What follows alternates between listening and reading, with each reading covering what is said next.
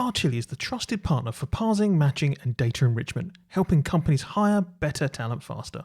Archilly offer innovative solutions built for the future of technology and recruiting to ATS, job boards, staffing agencies, and enterprises.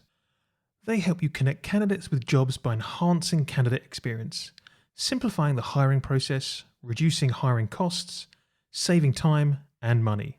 Archilly also has its multilingual resume parsing app available on Oracle Cloud Marketplace and Salesforce App Exchange. For more information, visit www.archilly.com.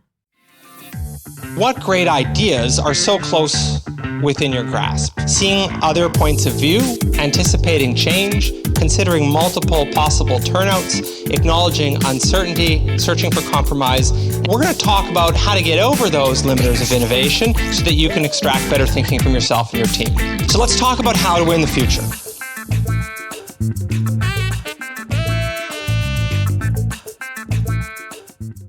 Talent acquisition teams have faced many challenges over the last few years, from the lack of strategic support, funding, and understanding from leadership. Joining me this week is Katrina Collier, author and trainer. Katrina is dedicated to making recruitment better and delivering an excellent job seeker experience. Katrina discusses how leadership often views TA as an admin function, which can leave them undervalued and overworked. Welcome back, everybody, to the Marketing Rules podcast. And it is my pleasure to welcome Katrina Collier. Katrina, we've known each other for years and years and years. And it is embarrassing that I've not had you on the podcast prior to this, which is my fault completely. But Katrina, for those who have maybe living under a rock for the last few years and aren't aware of you and your good work and all the kind of things that you are doing these days, please, can you let us kind of give us your resume, as it were? Yeah. Well, I mean, in a nutshell, because actually a lot of people sometimes think I'm just an author. No, I'm a recruiter of old. So I've been in I call it the profession for 22, actually, I don't think I want to answer that number, 22 years, maybe over 20. I've been agency in-house. I was a trainer for many years on like social media recruitment. Then I did become an author. And of late, I do a lot of design thinking workshops, usually with talent acquisition teams, also with managers, but I stray into HR tech. I do bit of that. And I'm probably best known, though, as the author of The Robot Proof Recruiter and my new book, Reboot Hiring. Everything I do, though, whatever guise it falls under, is all about delivering a better experience for the job seekers and just making recruitment better. Yes. Benting it back into shape. Which is no mean feat, in all honesty. And it's one of the kind of things I guess we're going to talk about a little bit today. So the last few years, and you may or may not disagree with me here, have been quite difficult for the industry and for people within the TA space, for TA leaders, for people at recruiters on the coalface. It's been a difficult time. It's been a shit show. It has indeed. That said, though, right, does any of this blame and the reasons why some of the people have had a hard time, does it fall on their shoulders, right? Is it a problem with the TA space, and has the function become weaker? Is it a situation where it's less respected? Oh, it's definitely less respected. Tell me. So I would say, remembering talent acquisition is a new function. Yeah. I mean, compared to HR, personnel has been around since the 50s, sales, marketing, everyone knows what they do. Talent acquisition in its current guise, where it could access people directly on the internet, be it through LinkedIn or sourcing or whatever, cut out the middleman and become this full-bodied function, has really only been around for maybe 10, 15 years. And it was coming into its own in 2019. And then, of course, the pandemic happened. So talent acquisition teams were fired. Then they were rehired for the great overhiring of 2021 and 22. And then they were fired again because every company went, oh my God, what have we done? And then they're kind of been rehired. In the middle of that, TA lost its reputation, probably because it was firefighting, so busy recruiting. It wasn't thinking about building up its reputation. They were just working so hard that companies kind of went, oh, well, it's easy. Mm-hmm. It's an admin function. So let's not properly fund it and let's cut costs where we shouldn't. So I see a lot of teams with quite inexperienced leaders now. Yeah. And that's almost created a chicken or the egg. The company leaders are under pressure to cut costs and do more with less, that awful expression. And they're trying to do that with the people that recruit the people and decide the fate of the company. And so you've got this situation where they're now underfunded, under-resourced, just filling roles. I mean, they just don't, it's very hard for many teams. They're quite vulnerable. They also can see that there's a lot of talent acquisition professionals out in the market. Yeah. So a lot of them are scared to, raise their heads above the, what's the word? Parapet? Whatever the expression is, to push back because they don't want to end up out of work, but they really need to. And in the middle of all of that, of course, was the HR tech vendors coming along saying, roll out this technology, you'll need fewer recruiters, we'll replace them, and on it goes. So they've kind of been up against it. Is it TA's fault? I just think it's a combination of not understanding what talent acquisition is and leaders not respecting or understanding what it really takes to recruit someone. Yeah. Because they still have that pre-internet attitude of, we have a job for somebody, and it's like, no, people have an internet, so therefore they have choice and they don't have to work for you no matter what. So, but isn't that partly the issue of TA for not selling what they do better, right, internally? I mean, it feels you can't blame management completely for having some kind of perspective on what TA does if TA aren't selling it better, right? I think they were getting to that point where they were starting to sell themselves well before the pandemic. And then, as I said, it was like, be grateful you got a job, really working hard to do that, over hiring. And then they were chucked out again. And now it's just like, oh my God. I mean, so many of these teams are so under-resourced and they're just working on too many requirements and they just don't have time to have those little conversations. And it really is little conversations to say, James, I want to help you fill this role. And the only way we're going to do this is together. This is a partnership. Whereas you have the manager talking down to them like they're an admin. Just find me that person. I'm not having an intake with you. And if they can't get I shouldn't call it an intake, recruitment alignment meeting, as it's called in Reboot Hiring. It's called something else altogether in the first book. But if they can't get the meeting with the manager to discuss the role in the first place, and this does happen, not to all recruiters, but it does happen, then how can they even start to advocate for themselves? Yeah. But on the flip side, there is this issue that talent acquisition has a tough time speaking business. So they'll say things like, if you do that, it's a bad candidate experience. And the manager's like, well, I don't care. Mm-hmm. What's a candidate? What's experience? I don't care. Because they don't care about employer brand. They don't understand what it means. But it's like, if you say to them, you're ruining your reputation, no one will want to work for you. You won't be able to fund that project. You won't complete that project. Your bonus will be on the line. You won't get promoted. Your team, more people on your team will leave. They'll start going, I'm sorry, what? Tell me more. But it's like flipping the script and speaking business. And unfortunately, I don't think a lot of recruiters know how to or had the confidence to. We have a lot of jargon. I mean, hence you went, it's like, I totally believe in employer branding. But let's be honest, it is the reputation of the company as an employer, right? Employer branding, what does that mean? Like, we love our buzzwords. And it was quite a lot of, I don't mean to keep plugging Reboot Hiring, but I'm quite proud of it. It was a lot of fun writing in business speak. Like, it pushed me to not use jargon and to kind of go, you do this, it ends up here. Somebody sees it. They don't want to work for you. You can't staff your project. It costs you this. And then they go, oh, okay, I get it.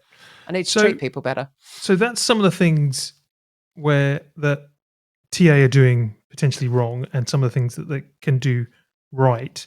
What are the other things that they could do to add value, which When I say add value, I don't mean to kind of like, oh wait, they can just educate people. It's like, well, there must be more to do within the business that gets them just embedded and seen as this is a valuable function. We shouldn't be cutting this, no matter what the economic situation. Yeah.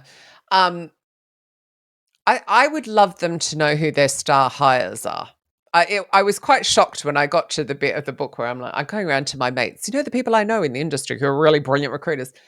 Who have you hired who's, brought in billions for the company or done X that transformed this or, and they're going, and I'm like, I'm sorry, what? You should know the productivity or the success of at least 5 people you've recruited for a company. And I'm being quite clear, I'm talking about in-house here, but even agency, they should know they're exceptional hires. And then when you're having these conversations, actually, your previous guest, James Ellis, he just shared a post that mimicked what I'm talking about, which is sales does a deal. Whoa. Marketing brings something in. Whoa. Recruiter brings in the people that do that. Who cares? So it's like, I'm sorry, why aren't you cheering on the people that bring in the people? But if talent acquisition professionals knew their star hires, then they could have these conversations. So when the CFO goes, you need to cut costs, you can go, well, can it just 1 second? Let me tell you about the last 5 people that I brought in and what they brought to this company and what was entailed in doing that. I didn't just have a CV float down from the sky and land in my inbox. This is what I had to do to engage, to woo, to convert, to keep them in the process, to push the manager along and successfully match and hire and get them started. This is what was involved. But you've got to have the confidence and know that your talent acquisition leadership is going to back you up. And that's an interesting point because, again, playing devil's advocate is, I bet you management, again, this is tarring all management with a very, nasty stick. We're tarring them all at the moment. We're not meaning to. There are some exceptional ones. is they may well concentrate on the bad hires, right? Yes. Because that's the immediate effect. I was like, well, why did, the recruiters brought in this guy or this person, this lady or whatever, who was gone within 6 months because they were so terrible. So it feels like that may be something that would be hung over their heads like a sword of Damocles, as opposed to when it's easier to highlight the bad things, like bad reviews, right? They always kind of get to the top. Yeah. Do that. Brilliant. Bring it on. I guarantee that recruiter was not permitted to have a proper briefing with that hiring manager. In fact, with that manager who happens to be hiring, who might only hire a couple of times a year. We really do need to change that terminology. Yeah. I put money on it that they were not given the time at the beginning of the process, that they weren't able to ask amazing questions. Like I always quote Steve Levy's question, how will you know at the end of 12 months you've hired the right person? And they'll go, well, blah, blah, blah. Oh, interesting. None of that's on the job description. Because it never is on the job description, because most managers hate hiring, they panic, they pull out the old job description, they're not looking forward. So I would put money on it that, one, the manager didn't do that, and also perhaps they're inexperienced. Well, actually, from having a really amazing intake where you really do understand exactly who it is you need to recruit, you then design the questions that go into it to make sure that you can assess properly. That possibly didn't happen. There may have been some inexperienced interviewers, because it isn't the recruiter's decision. The final sign-off isn't theirs. The manager might have lied. I was stunned at some of the research I found about that. Honestly, everyone should write a book because it makes you go and research, right? And you just go, like managers lie and then wonder why people leave in the first 2 weeks. Like, why would you do that to yourself? Like, it just makes no sense. But you can track it back and it will be a broken human problem. It won't be a technology problem. It will be at the beginning of the process. I guarantee it. And does this also, from your perspective, reflect on maybe hiring a bad TA in the first place? Right? That's a kind of an interesting kind of, and I'm not saying, again, with any industry, there's the really good people. There's the people who are average at it, and there's the people who are absolutely terrible at it, but probably can talk them way into a position.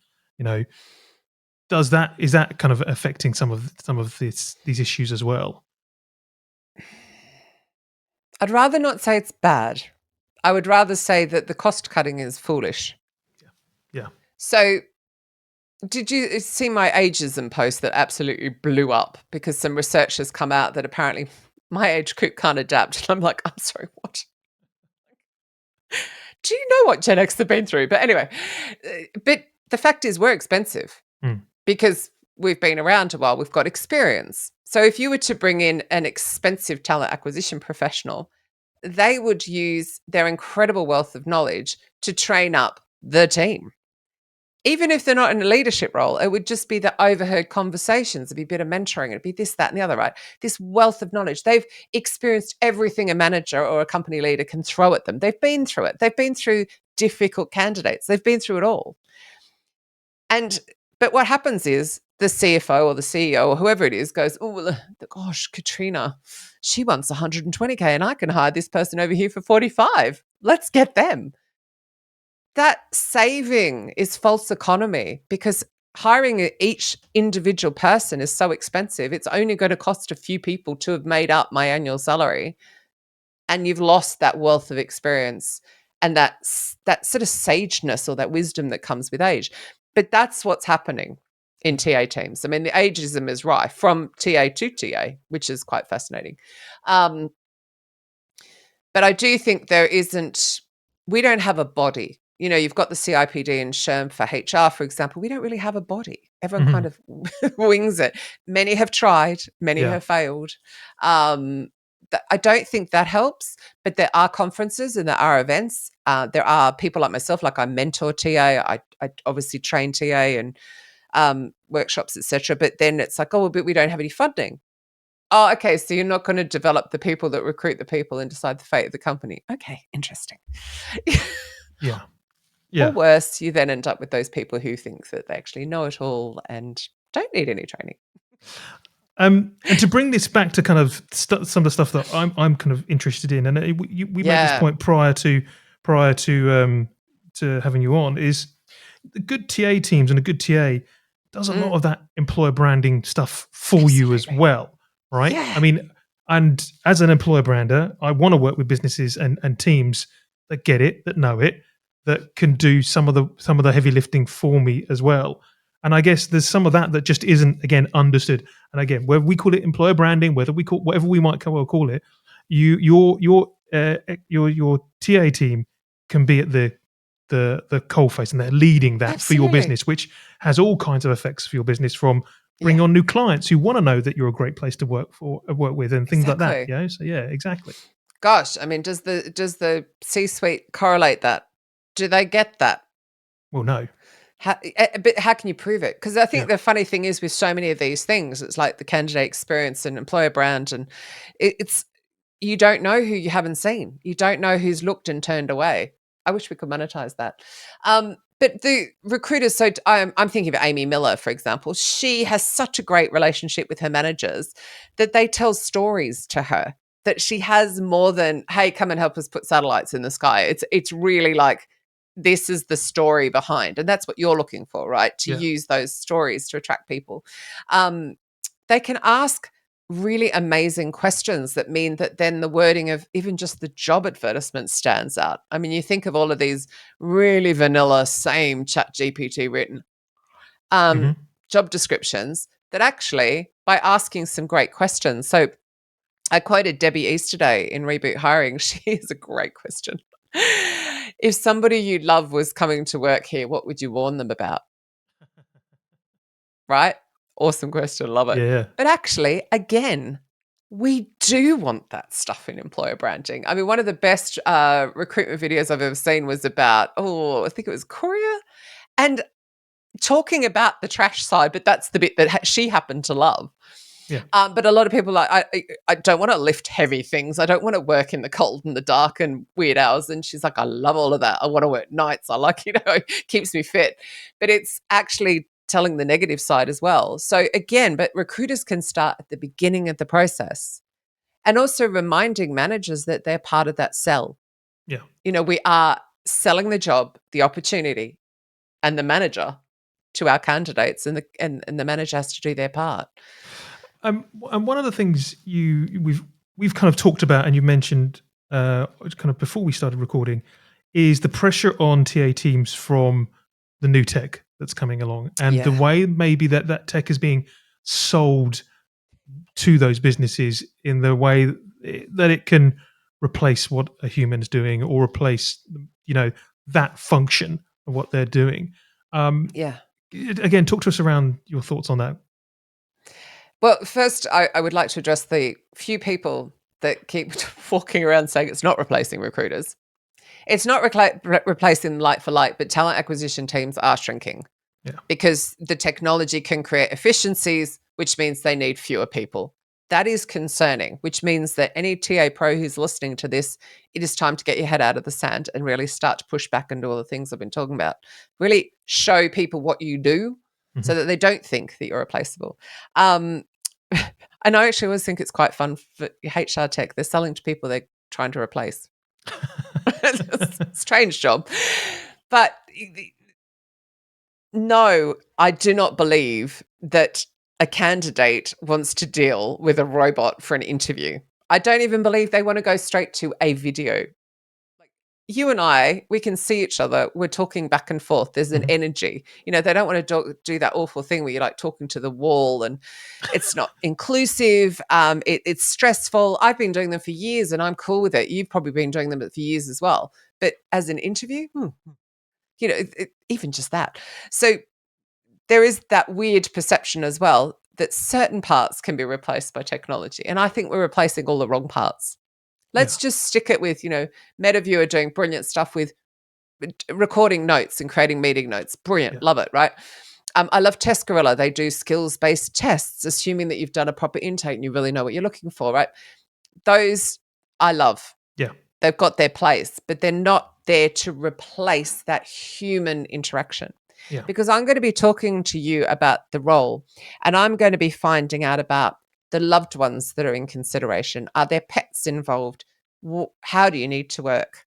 Do you need to be flexibly working? And I'm going to be getting under your skin to find out as much as I can about you as I can.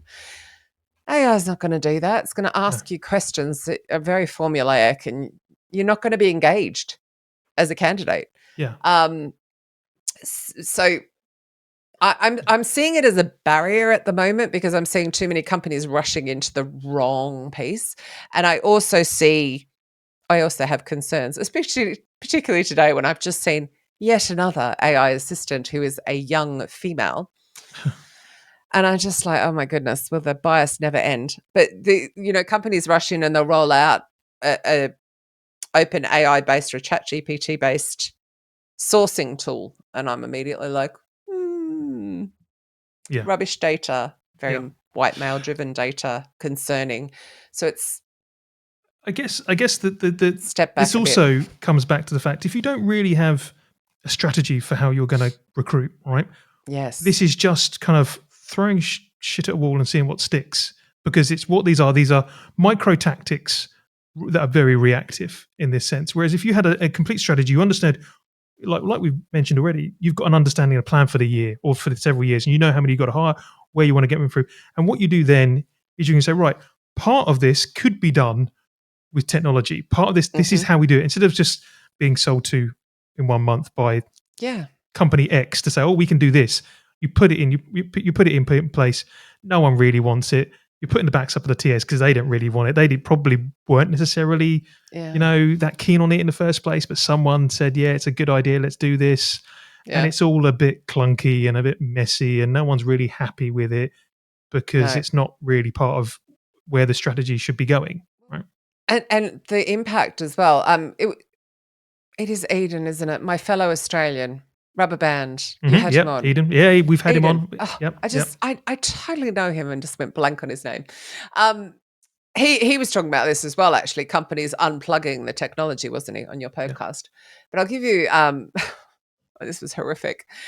I was, along with a colleague, went to 3 different countries for this company and we did this massive piece of work and we went there twice. And I'm talking like, India, Poland, US, twice, to roll out this, how they were going to, as a TA team, to deal with candidates and deliver this amazing experience. And they were going to do this and do that. And it was going to be far more human. And then somebody somewhere else in the company went and rolled out a HRIS add-on applicant tracking system that had one set of knockout questions for the planet. So not per role, the planet. Wow. And I'm just like, and because of the heavily regulated sector, they have to answer every single applicant. And they're also, try not to say the company name, an industry people want to work in. Right. So they do get a lot of applications. So we've just gone and said you need to invest more time. And they've just had a tech rolled out on them that is going to triple the amount of applicants they get because there are no knockout questions per role. Yeah. And you're just sitting going. And that's when nobody thought it through. That's when TA was left out. Yeah. Somebody went, oh, yay, free ATS add-on. Let's do it. Yeah. And it's like, it's a glorified spreadsheet. It's not going to work. Yeah. And it's that sit back, look at your strategy. Like you said, consider everything. Actually, the video you did on LinkedIn was very much like that, wasn't it? But it's have a strategy, have a plan in place of, what are you trying to achieve here? I mean, yes, if you are absolutely being inundated with AI generated applications, you're going to want to do everything to knock some people out, but make it so it's not knocking out good people. You've got to really think about what you're doing. So exactly. Maybe you need video and audio, not just a video application, so on and so forth. So exactly. Katrina, it's been absolutely fascinating. Thank you very much. If anybody wants to find out more about you or find out more about the books, we'll include all of your details in the show notes. Yes. But Katrina, thank you very much. Thank you. Thanks for listening. And don't forget, you can subscribe to the Marketing Rules podcast on Apple, Spotify, and all other major podcasting platforms. I've been your host, James Whitelock, and I hope you can join me and more amazing guests next time.